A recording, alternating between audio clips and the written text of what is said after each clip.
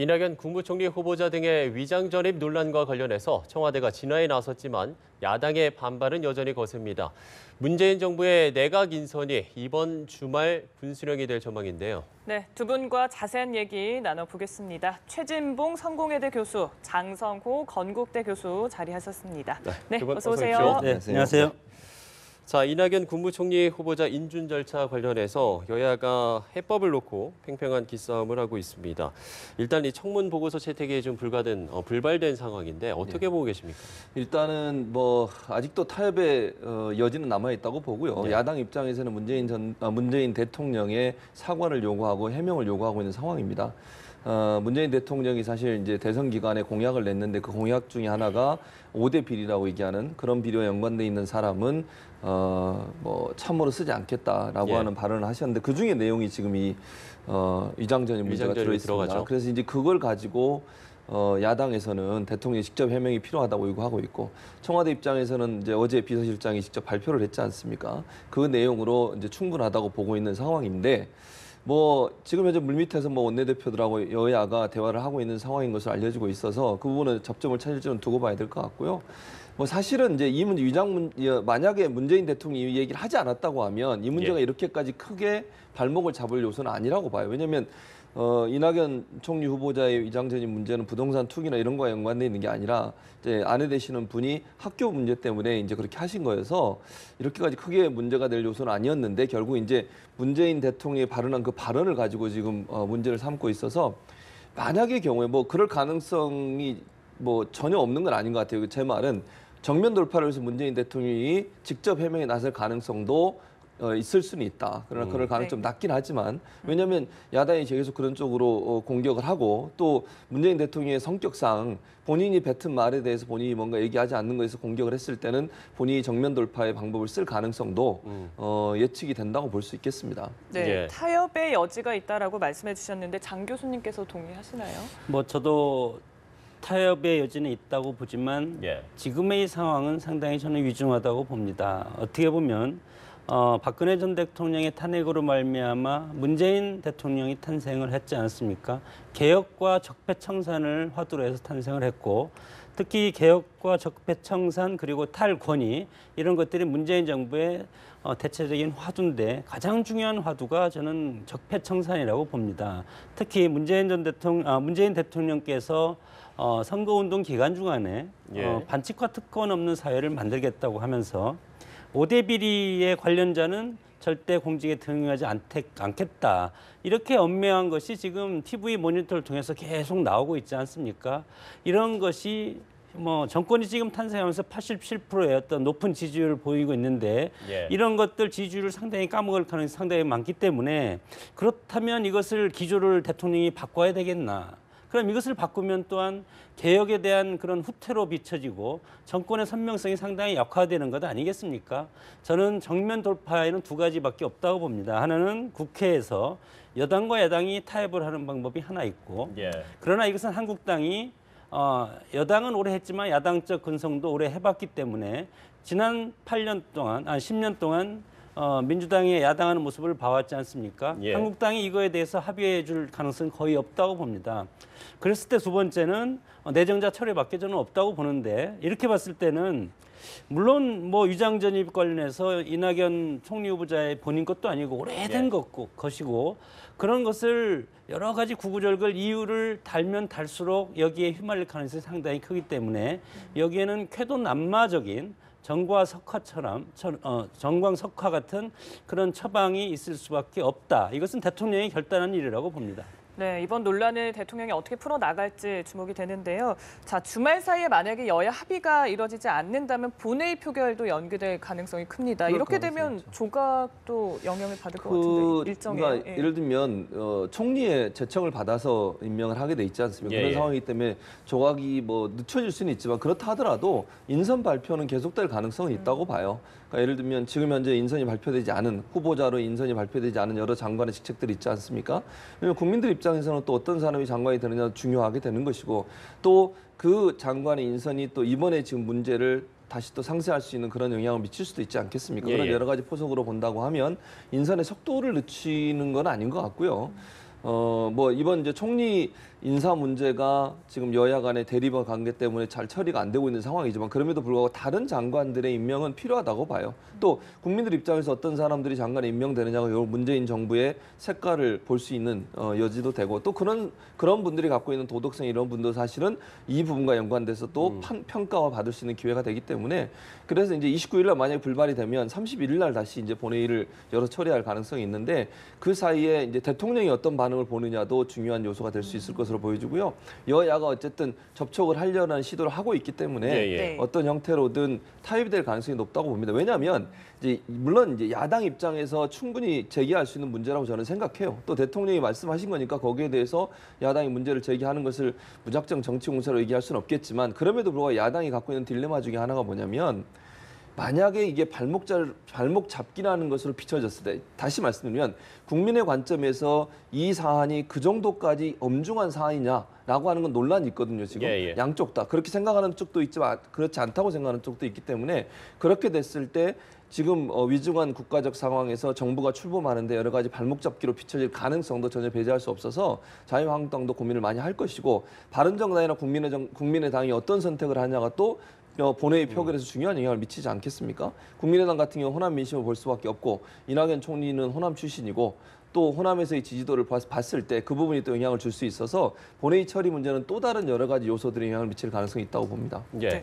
장 교수님은 좀 어떻게 보세요? 일단은 오늘 문재인 대통령도 오늘 공식 일정을 잡지 않고 있고 이 인사 문제와 관련해서 상당히 좀 고심하고 있는 듯한 그런 모양새거든요. 그만큼 고심의 흔적이 강하고 위중하다고 봅니다. 대통령이 이거에 대해서 사과를 한다고 하면 즉시 개혁의 후퇴로 비춰질 가능성이 상당히 많지 않겠습니까? 인사는 만사고 역대 정권에서 실패가 비롯된 것은 결국은 인사 파탄에서 온 것이 아니겠습니까? 그렇기 때문에 국정의 개혁을 과제로 해서 국정이 앞으로 나가는 것은 정권의 몫이고 여기에서 야당을 상대로 협치와 협조를 요청하는 것은 정책적인 협치와 협치, 입법화를 통해서 하는 것이지 대통령이 인사를 임명하는 것 가지고 부적격자를 가지고 야당한테 이것을 눈 감아줘라 이런 것은 저는 올바른 정도는 아니라고 봅니다. 그렇기 때문에 문재인 대통령 이제 출발한 지 2, 3주 보름 정도밖에 지나지 않았기 때문에 앞으로 이 개혁과 적폐 청산을 앞으로 강하게 추진해야만이 정말 대한민국의 어떤 적폐를 청산해 새로운 나라가 되지 않겠습니까? 그런 차원에서 개혁이라는 것은 자기 희생이 없으면 안 된다고 봅니다. 일단은 정권을 담당하고 지금 문재인 정권이 지금 탄생하지 않았습니까?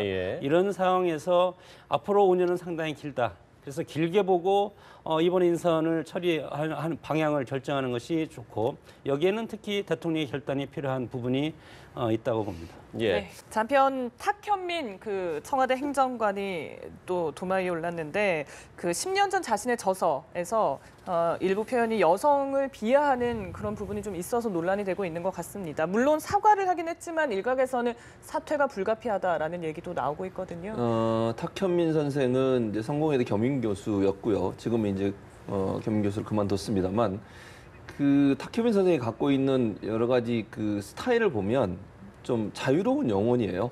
그리고 그분이 하는 일이 이제 기획, 문화 기획 이쪽을 하다 보니까 일반적으로 우리가 그냥 그 정상적이라는 표현은 좀 맞지 않을 것 같고요. 일반적인 삶을 살았던 사람이 아니라 좀 그 자유로운 삶을 살았던 분이어서 아마 그때 당시에 이런 책을 쓴 것도 그런 본인의 어떤 성향과 일맥 맞닿아 있는 부분이 있다고 생각합니다. 그래서 아마 이 책을 쓴 것 같은데 저는 뭐 책을 다 읽어보지 않았습니다. 그래서 책에 대한 논평을 하지 않겠고요.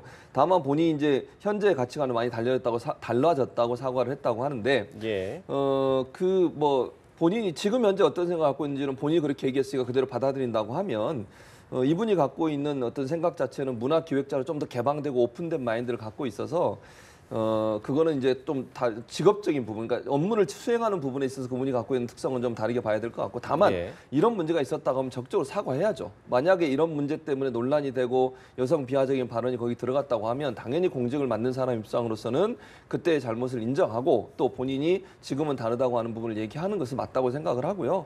그래서 만약에 이제 국민들이 이걸 어떻게 보느냐는 좀 다른 차원의 문제가 있습니다만 뭐 문화 기획이나 지금까지 문재인 대통령이 했던 모든 공연들의 기획을 대부분 탁현민 선생이 했기 때문에 그 부분의 전문성을 인정받는 그런 사람이라고 볼 수 있겠습니다. 네.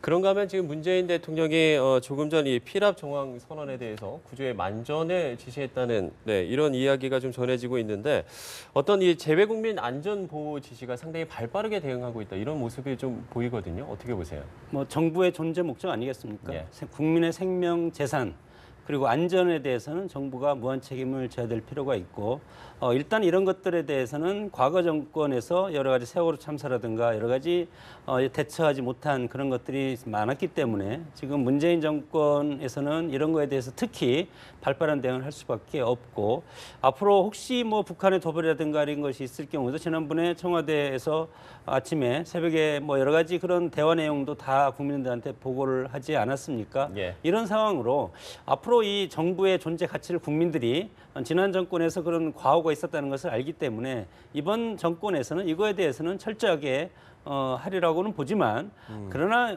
우리 국가라는 것이 엄청나게 거대한 조직이기 때문에 정부가 미처 손을 보지 못하는 부분도 있고 대처에 약간의 미숙한 부분도 있기 때문에 이것은 어떤 유기적인 시스템으로서 시스템에 하는 것이 좋지 무조건 청와대가 모든 것을 다 개입해서 예. 국가를 운영한다 이런 것들은 저는 참 무리라고 봅니다. 그렇기 때문에 정부 전체 국가기구 전체가 조합적으로 이렇게 이루어지는 유기적인 시스템 체제를 구축하는 것이 상당히 중요하다고 봅니다. 예. 이번에는 좀 다른 이야기를 좀 해보겠습니다. 비정규직의 정규직화와 관련해서 지금 좀 경총하고 정부하고 좀 입장 차이를 보이고 있거든요. 이 부분에 대해서 좀 어떻게 보세요? 그런데 이제 경총에서 사실은 이제 다시 발표를 해서 네. 차이가 있는 건 아니다. 뭐 경총에서 생각하는 건 노동시장의 경직된 문제를 지적한 거지 문재인 대통령이 주장하고 있는 일자리 창출에 있어서 경총이 반대하는 문제는 아니다라고 얘기를 하고 있습니다. 그래서 어느 정도 봉합되는 장면으로 가고 있고 문재인 예. 대통령이 이 부분에서 좀 강력하게 말씀을 하셨죠. 왜냐하면 사실 일자리 문제는 기업이 함께 동참할 수밖에 없습니다. 정부가 주도적으로 하긴 하지만 사실은 기업이 운영되는 데 있어서 노동자들의 도움이 엄청나게 중요한 역할을 하지 않겠습니까? 예. 또 국민들이 그 기업에서 만든 제품을 구매해줘서 기업이 그만큼 성장한 거니까 그 사회 환원적인 측면에서라도 좋은 일자리를 만들어주는 것은 기업이 당연히 해야 되리라고 저는 생각을 합니다. 근데 경총이나 아니면 다른 경제단체들 같은 경우에 좋은 일자리보다는 시간제 근로자라든지 계약제 근로자라든지 이런 사람들만 뽑아서 경제적 이윤만 획득하는데 너무 집중하다 보니까 우리 사회가 구조적으로 빈익빈 부익부가 너무 심화됐다는 거죠. 이런 부분들을 예. 해결하기 위해서는 정부도 나서야 되지만 경영자 측에서도 좀 전향적으로 적극적으로 좋은 일자리를 만들어내는데 본인들이 노력해야 될 필요는 충분히 있는 것이죠. 그걸 정부가 추진하고 있는 것이고 경총은 그런 부분에 있어서 노사 문제를 왜냐하면 경총이라고 하는 게 5개 우리나라 경제단체가 있습니다. 그중에 경총이 맡은 부분이 노사 문제 담당이에요. 그러다 예. 보니까 노사 문제와 연관돼서 얘기를 한 건데 뭐 중소기업과 대기업의 임금의 차이 문제를 본인들은 지적하고 싶었다고 얘기를 하니까 그걸 그대로 받아들인다고 하면 대기업과 중소기업의 임금의 격차의 차이는 문재인 대통령도 주장하고 있는 부분이니까 제가 볼 때는 큰 이견은 없을 것으로 생각이 되고요. 예. 개인이 한 얘기여서 저는 경총 전체의 생각이라고는 그렇게 생각하지 않습니다. 그래서 뭐 정부와 경총 간에 특별한 이견이 있었다기보다 예. 약간의 충돌이 있었을 뿐이지만 그것은 앞으로 잘 되는 쪽으로 잘 조화를 이룰 것으로 생각이 됩니다. 네. 뭐 약간의, 노사정 문제는 자유로워야 되지 않습니까? 과거의 권위주의 정권에서는 정부가 일방적으로 지시하고 어떤 이 박스에 맞춰서 성과를 내려고 했지만 지금의 어떤 자유로운 경제에서는 그것이 상당히 어렵다고 봅니다. 물론 자본주의 병폐가 드러나기 때문에 정부의 역할이 상당히 지금 커지고 있는 이런 시점인데 지금 경총에서 얘기하는 것은 그것이 아니겠습니까? 근로자를 비정규직에서 정규직으로 하면 그만한 임금이 지불이 돼야 되는데 이런 불경기가 지속되고 글로벌 경제 위기가 지속되고 있지 않습니까? 그래서 경제 활력이 없는 이 상황에서 근로자 임금을 과연 누가 이것을 감당을 할 수가 있을까? 단기적으로 국민의 세금을 통해서 예를 들어서 국회에서 이것에서 뭐 임시적으로 국세를 세금을 지출한다고 하더라도 그러나 구체적으로 결국은 기업에서 정규직으로 채용하는 근로자 임금은 기업에서 이것에 대해서 책임을 져야 되지 않겠습니까? 예. 그런 것에 대한 우려를 표시한 것이고 정부가 어떤 경제 정책을 거시적으로 나가는데 기업에서 이것을 보조를 맞출 그런 자세는 우리 기업들이 되어 있다 그렇게 봅니다. 네. 한편 검찰 개혁도 이제 시동에 걸린 모습인데 돈봉투 만찬 사건에 대한 감찰이 진행되고 있습니다. 어떤 결과가 나오느냐에 따라 그 개혁 방향에도 좀 영향을 미칠 것 같거든요. 당연히 그렇죠. 그러니까 이 돈봉투 사건이 만약 특수활동비를 어떤 형태로 사용했는지도 봐야 될 것 같고요. 예. 또 사실은 그 돈봉투 사건에 개입된 두 분이 실제적으로 영향을 미칠 수 있고 이익관계가 형성되는 부분이 있습니다. 그래서 김영란법도 사실은 적용이 돼서 이 문제가 지금 조사가 되고 있기 때문에 어떤 결과가 나오느냐가 검찰 개혁의 드라이브를 강하게 걸 수 있는 계기는 될 수 있다고 보고요. 예. 일단 이 문제가 시발점이 됐다는 건 분명한 것 같아요. 결과가 나오기 전에라도 이 문제가 시발점이 됐기 때문에 검찰 개혁은 차근하게 추진이 될 것 같고 지금 현재 두 가지가 가장 큰 이슈 아니겠습니까? 네. 공수처 설치하고 검경 수사권 조정인데 검경 수사권 분리 문제 같은 경우에는 거의 모든 정당이 동의하고 있어요. 예. 그러니까 여기는 별 문제가 없다고 보고 공수처 문제만 지금 네. 자유한국당이 반대하고 있는데 다른 정당들은 대체적으로 찬성하는 입장이거든요. 그렇게 된다고 하면 자유한국당이 반대에도 불구하고 통과되는 데는 별 문제는 없어요. 그래서 아마 공수처 문제 같은 경우도 물론 자유한국당을 설득하면서 갈 수는 있겠지만 이 문제가 크게 문제가 될 것 같지는 않고요. 공수처라고 하는 것이 고위공직자 비리 수사처 아니겠습니까? 왜냐하면 검사나 검찰을 견제하기 위한 수단으로 만드는 것이니까 검찰이 지금 다른 곳으로부터 전혀 견제를 받지 못하고 있는 상황이에요. 기소권, 그다음에 영장 청구권 다 검찰이 갖고 있거든요. 경찰이나 다른 부서에서 검찰을 견제할 수 있는 수단이 없어서 그 수단으로 공수처를 만든다고 하는 거니까 지금 현재 국민들이 가장 원하는 게 뭡니까? 검찰 개혁 아니겠습니까?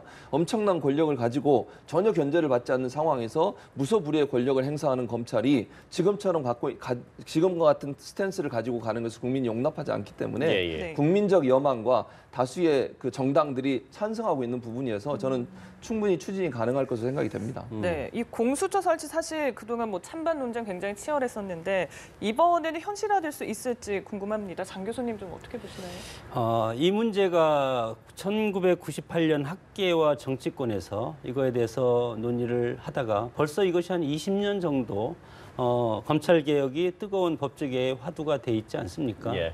이런 것들을 보면 유럽이나 뭐 미국이나 이런 데 보면은 기소는 검찰하고 수사는 경찰이 한다는 이런 이분법적인 논리가 명확하게 해서 이것을 이제 시민단체를 중심으로 해서 검찰의 개혁 이것을 계속 이제 주도적으로 지금 왔었는데 마침 이런 돈봉투 문제라든가 그리고 문재인 정권이 이제 출범을 해서 지난 노무현 참여정부 시대 때 이것을 하지 못한 개혁을 미완의 개혁을 이어서 바통을 받아서 문재인 대통령이 이것에 대해서 강한 의지를 지금 표시하고 있고 저는 가능하리라고 봅니다. 다만 국회에서 선진화법이 있고 지금 인사청문회라든가 이런 것들이 복병이 수없이 지금 질비하게 놓여 있지 않습니까? 예, 예.